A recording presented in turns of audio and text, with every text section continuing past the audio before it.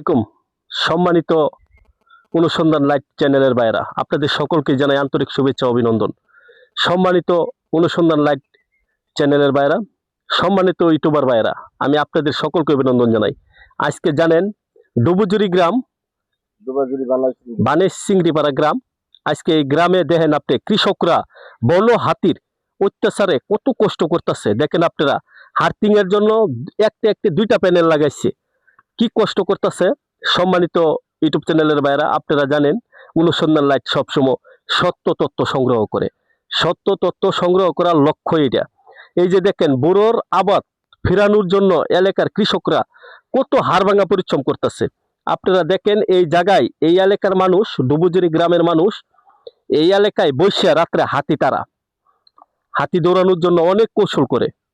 তারপরেও এত পাহারা দেওয়ার পরেও তারা জীবন বাজি রেখে, জীবন একবারে ত্যাগ দিয়ে, যান জীবন ত্যাগ করে তারা এই জায়গায় বসে থাকে।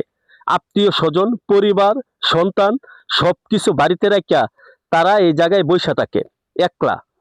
জানমাল সবকিছু ছেড়ে দিছে তারা শুধু আবাদের জন্য। তাদের বুড়োর আবাদটা দেখেন আপনি, এবছর একটা ফসল হয় বুড়ো, এত কষ্ট করে এই ফলনটা তারা করে। এই ফলনটা বাঁচানোর জন্য, আর এই রিজিকটা তারা বাঁচানোর জন্য হাতির তাড়ানোর কত কষ্ট, কত পরিশ্রম তারা দেখেন। আপনারা আরেকটা দৃশ্য দেখাই, সম্মানিত ইউটিউব চ্যানেলের বাইরে দেখেন, চতুর্দিকে পাহাড়। ওই যে ওইটা ইন্ডিয়ার ক্যাম্প মনে হয়, চতুর্দিকে পাহাড়, ওই পাশে দেখা যায় ইন্ডিয়ার ক্যাম্প। আর এই মাঝখানে দেখেন, এই পাহাড়ের ভিতরে একটা জঙ্গল সিস্টেম, চতুর্দিকে পাহাড়। এই জায়গাটার মধ্যে দেখেন তারা জীবন মরণ ত্যাগটা বসে থাকে। আমাদের ক্যামেরায় আবার আমরা তাদের টংটা দেখাই, এই টংটার মধ্যে বৈশা চতুর্দিকে হাতি যখন নামে ইন্ডিয়া থেকে 40-50টা একবারে নামে, 40-50টা হাতির পিছে 100 মানুষ হইলে কিন্তু শক্তিটা পাবে না, কৌশল লাগে। তারপরও তারা এই এলাকার কৃষক যারা আছে কৌশলে ব্যর্থ হয়ে যা। কারণ কি কৌশল করবে তারা? তাদের ক্ষতি করে। ওই যে বাগান গাছগাছালি যা আছে সব আয়া হাইরে একবারে হুড়দা পেচ্চা ভাঙ্গে একটা করিয়ালা, চুরমার করিয়া ফালা তাগর এই সাজানো বাগান, সাজানো সংসার, এই আবাদি জমি। এত সুন্দরভাবে তারা কষ্ট করে, এত পরিশ্রম করে, তারপরেও তারা দেখেন কত ক্ষতিগ্রস্ত হইতেছে। আমি মাননীয় এমপি মহোদয়কে বলবো, আপনি এই ক্ষতিগ্রস্ত পরিবারের পাশে সর্বক্ষণই থাকবেন। আপনি যে পর্যন্ত বনহাতি অত্যাচার করে, এমপি মহোদয় আপনি তাদেরকে সার্বিক সহযোগিতা করবেন, তাদের পাশে আপনি সর্বক্ষণ থাকবেন। তারা যেন আপনার কাছ থেকে সরকারি অনুদান পায়, তারা এই ক্ষতিগ্রস্ত পরিবারগুলো যেন সঠিকভাবে আপনি পরিচালনা করলে তারা সরকারি অনুদানগুলো পাবে।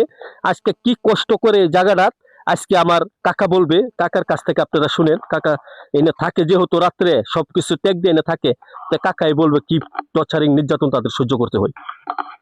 আসসালামু আলাইকুম। আমরা তো এই রাত্রে সারা রাত এই টঙ্গের মধ্যে আমরা থাকি। হাতি আর চতুর্খানিতে হাতি কিন্তু যাতায়াত করতেছে। সাধারণ একটা তারের বিনিময়ে আমরা এই টঙ্গের মধ্যে থাকতে পারি।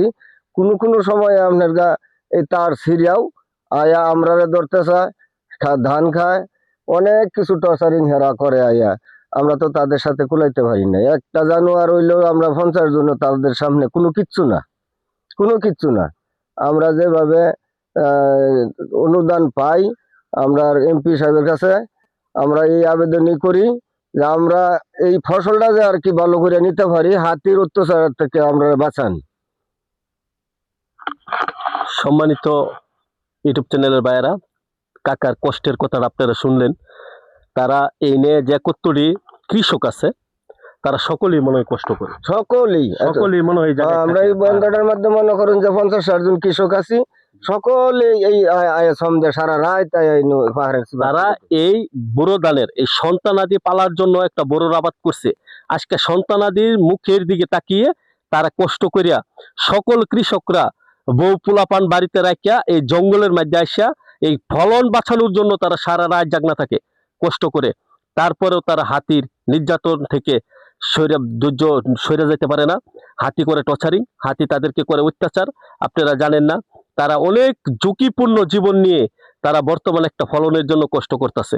সম্মানিত এমপি মহোদয়, আপনি তাদের পাশে থাকবেন, তাদের যে কষ্টের কথাগুলো আপনি শুনবেন, আর তাদেরকে সার্বিক সহযোগিতা করবেন। আর কিভাবে হাতির কাছ থেকে সাধারণ কৃষকরা দূরে সরে থাকতে পারে, আপনি সেই ব্যবস্থা করে দেবেন। অনুসন্ধান লাইট, ডুবুজুরি গ্রাম, হালুয়াঘাট। ধন্যবাদ সকল।